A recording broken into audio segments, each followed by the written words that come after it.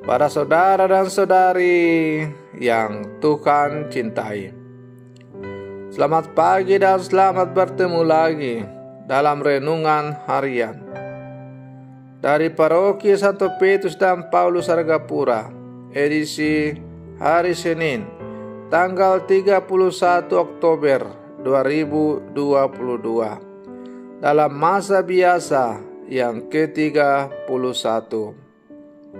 Mengawali hari yang baru ini, kita hendak mendengar dan merenungkan sabda Tuhan.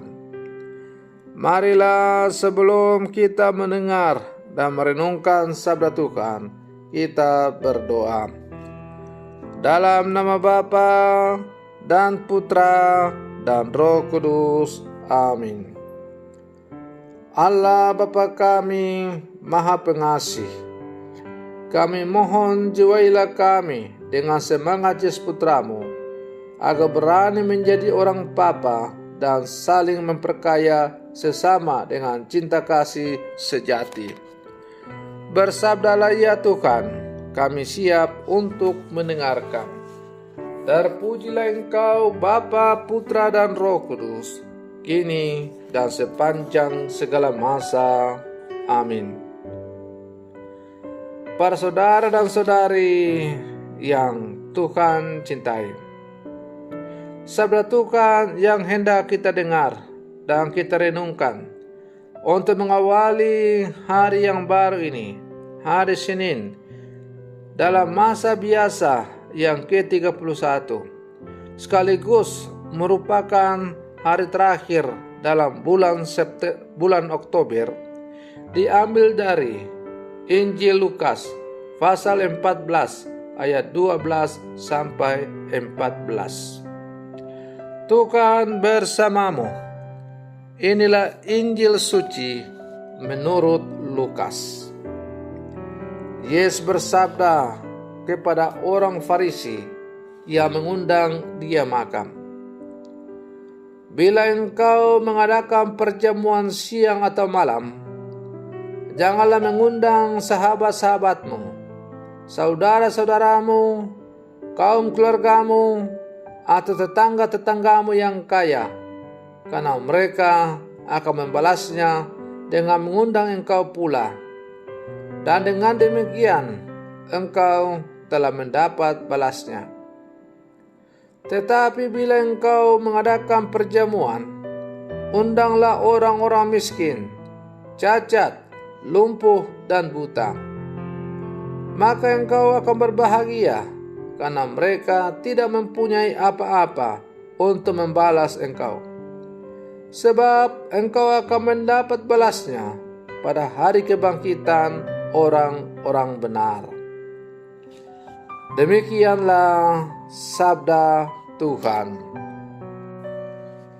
Para saudara dan saudari yang Tuhan cintai, setiap kali kita melayat ke rumah duka, atau mengunjungi orang sakit, atau mengunjungi sesama yang membutuhkan pertolongan, keluarga atau orang yang kita kunjungi itu pasti mendapat peneguhan dan penghiburan.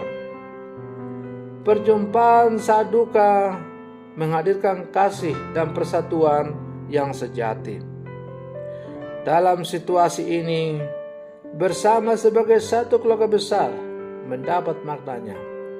Ada perpautan hati dan rasa yang meneguhkan satu sama lain. Para saudara dan saudari yang Tuhan cintai, kegembiraan sebagai anak-anak Allah ditemukan dalam persaudaraan yang selalu dirayakan dalam semangat Kristus sendiri. Dalam Kristus ada nasihat, ada penghiburan kasih, ada persekutuan roh, ada kasih mesra dan belas kasih. Yesus mengajak kita untuk mengarahkan perhatian dan kepedulian kepada orang-orang kecil dan sederhana, serta yatim piatu yang mungkin kurang mendapat sapaan dan keberuntungan seperti yang kita alami. Perhatian dan pelayanan kepada orang-orang demikian menghadirkan sukacita yang tidak dapat dirampas oleh orang lain. Bahkan Yesus menjanjikan pembalasan yang istimewa pada hari kebangkitan orang-orang benar. Tindakan dan kepedulian untuk melayani orang-orang miskin, orang-orang cacat, orang-orang buta, orang-orang yang tidak mempunyai apapun, untuk membalas adalah tindakan yang benar dan dianjurkan Yesus untuk dihayati dalam hidup. Para saudara dan saudari yang Tuhan cintai, ada banyak nasihat tentang bagaimana mempertahankan hidup bersama, baik dalam perkawinan, keluarga, kombas, paroki, maupun masyarakat di mana kita hidup dan berada. Agar persatuan demikian tetap terjaga, maka Kristus menasihati kita untuk rendah hati terhadap satu dengan yang lain. Kerendahan hati memungkinkan kita untuk melihat diri kita dalam kondisi yang benar sebagai makhluk Tuhan dan untuk melihat sesama sebagai makhluk yang sama-sama layak dihormati dan sama derajatnya di hadapan Tuhan. Kita bertengkar, bahkan berkelahi, dan akhirnya terpecah belah karena kita lebih mementingkan pendapat dan kepentingan kita daripada keprihatinan dan kebaikan bersama. Banyak hubungan yang retak dapat diperbaiki karena ada satu pihak yang berani mengakui kesalahan dan meminta maaf. Para saudara dan saudari yang Tuhan cintai, Kristus tidak hanya mengajak kita untuk rendah hati terhadap sesama, tetapi juga menjadi sesama bagi mereka yang rendah.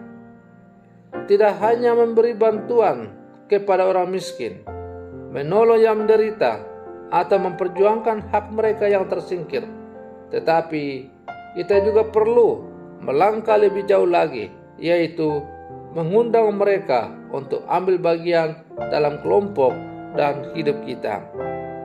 Ini tentunya membutuhkan kerendahan hati untuk menyesuaikan diri terhadap yang lain.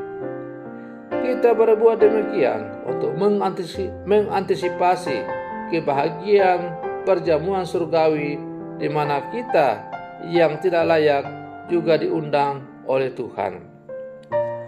Para saudara dan saudari yang Tuhan cintai, sebagai murid-murid Yesus yang hidup di zaman sekarang, kita diajak agar dalam kehidupan kita sehari-hari kita selalu hendaknya menghayati kerendahan hati yang sejati dalam kehidupan kita.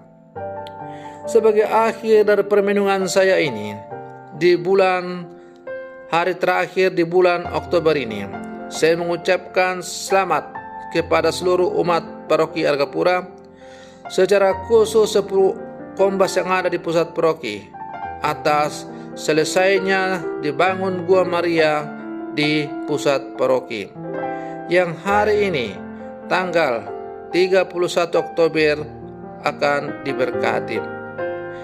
Bunda Maria adalah teladan kerendahan hati dalam kehidupan sebagai orang beriman. Maka mari kita mencontoh teladan dari Bunda Maria sebagai guru, ibu kerendahan hati yang selalu menjadikan kehendak Allah sebagai satu-satunya kehendak Dia. Dan mari kita juga saling mendukung untuk mewujudkan pembangunan Gua Maria di Stasi Entrop. Semoga pada saatnya juga Gua Maria di Stasi Entrop dapat selesai dan dipergunakan demi untuk semakin mengembangkan kehidupan beriman umat.